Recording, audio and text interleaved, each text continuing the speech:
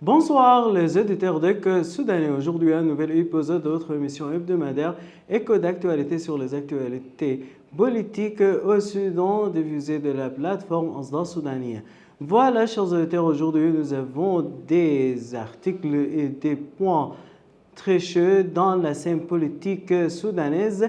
À la tête, la réunion du Conseil de souveraineté et de transition présidée par le président Abdel Fattah al-Burhan à Khartoum dans le palais de la République.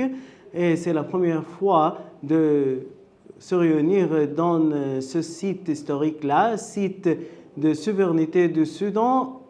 Alors, la réunion a discuté plusieurs sujets à la tête, la crise économique qui se passe au Soudan dans ces jours-là et alors la délivrance de la monnaie soudanaise. Et à cet égard, notons que le Soudan s'ouvre dans ces jours-là de grands problèmes en ce qui concerne l'économie. Et bien sûr que la guerre consomme beaucoup, mais la question c'est toujours, ce n'est pas de donner des directives, mais alors de comment faire les choses.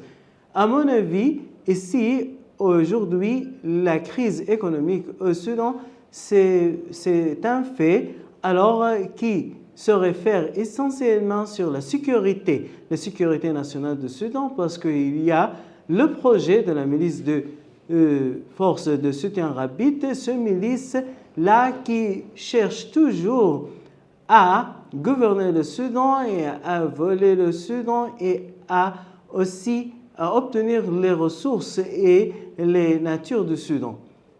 Le Soudan est un pays très riche, mais alors la question c'est toujours de comment on peut diriger, comment on peut contrôler ces richesses-là.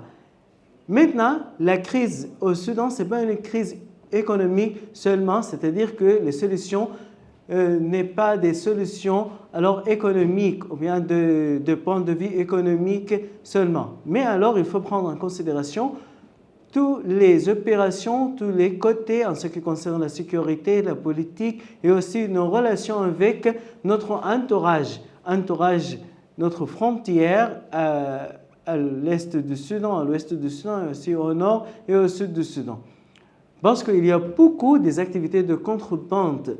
Alors les Soudanais perdent beaucoup de ces ressources-là avec la non-souveraineté des frontières et aussi les voleurs et bien sûr avec les politiques qui survolent et qui alors partagent ça et qui aussi gardent ces activités-là. Donc, il faut prendre en considération que la crise maintenant au Soudan, ce n'est pas une crise économique seulement, mais c'est lié avec la sécurité nationale du Soudan. Alors, l'économie joue un rôle très important dans les activités quotidiennes des citoyens. Maintenant, au Soudan, il y a le retour volontaire des Soudanais de plusieurs pays. Et donc, il faut augmenter, il faut accélérer les activités et aussi les services en ce qui concerne l'eau, l'électricité, le transport, la télécommunication, etc., etc. Parce que ce sont les besoins réels des citoyens au Soudan. Et il faut aussi faire des gardes, faire des supervisions en ce qui concerne les marchés au Soudan et aussi vers les gens, les marchands qui travaillent dans le domaine de la monnaie. Ça, c'est très important parce que ça, c'est joueur d'un rôle très négatif dans l'économie et dans la sécurité du Soudan. Aussi, dans la réunion, le président al-Burhan demandait au peuple soudanais de ne pas donner une importance aux rumeurs en ce qui concerne le deuxième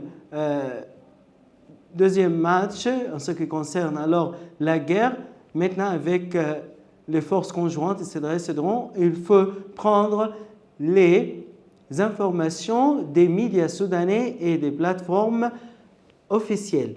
Et alors, à mon avis, ça c'est très important. Mais la question ici, c'est il y a des manifestations, il y a des activités en ce qui concerne des forces conjointes à Khartoum. il y a des lois, il y a des directives qui sont déjà prises par Al-Burhan en ce qui concerne ce sujet-là, de vider Khartoum des manifestations militaires, des forces conjointes et d'autres, alors en ce qui concerne les forces armées.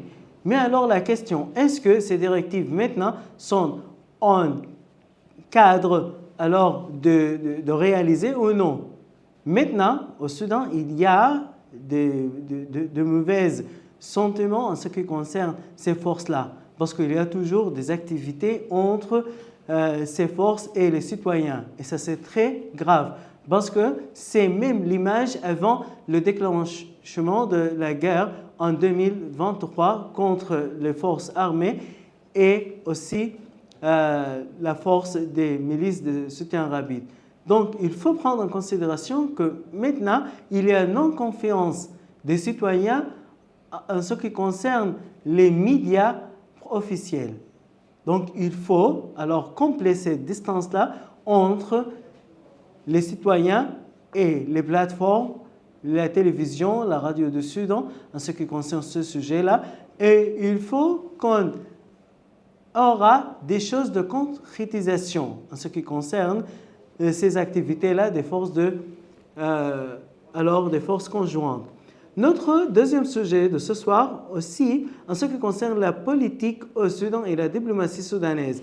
Et la semaine dernière, le ministre des Affaires étrangères soudanais, Mouhidine Salim, a rencontré en Égypte les délégations et alors les ministres de l'Arabie saoudite, de la Turquie, d'Égypte, en ce qui concerne les activités et les démarches politiques qui se passent pour avoir une paix globale et durable au Soudan. Et mémorable que c'est, alors, on peut dire, le nouveau équateur en ce qui concerne le dossier du Soudan avec la participation du Conseil, du conseiller du président américain Donald Trump pour le Moyen-Orient et l'Afrique, Moussaad Bolis, en ce qui concerne ce sujet-là du Soudan et toujours cherche d'avoir des trêves humanitaires pour aider les citoyens qui souffrent dans les zones de la guerre, etc. etc.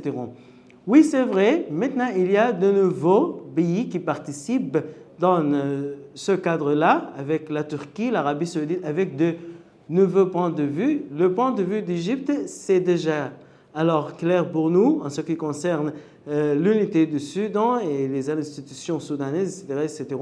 Et aussi l'Arabie saoudite. L'Arabie saoudite maintenant cherche à réaliser les objectifs de 2030, alors en ce qui concerne le nouveau Arabie saoudite. Et donc, cherche toujours la stabilité de la région de la mer Rouge, de la Corne africaine. Donc, c'est pour cela, trouvant que la stabilité du Soudan joue un rôle très important et très efficace dans la réalisation de ce projet-là. En ce qui concerne la Turquie considère le Soudan une partie très importante dans sa sécurité nationale. Parce que l'État osmanique, le dernier État, c'était au Soudan, au Darfour.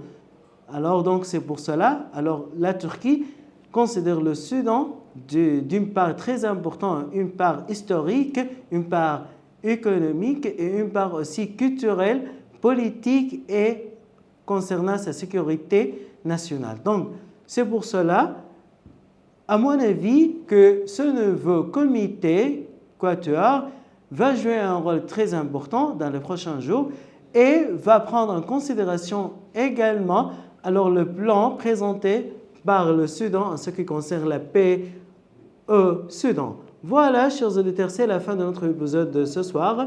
Merci beaucoup de votre très bonne attention. Jusqu'à la semaine prochaine, je vous souhaite de passer de bons moments.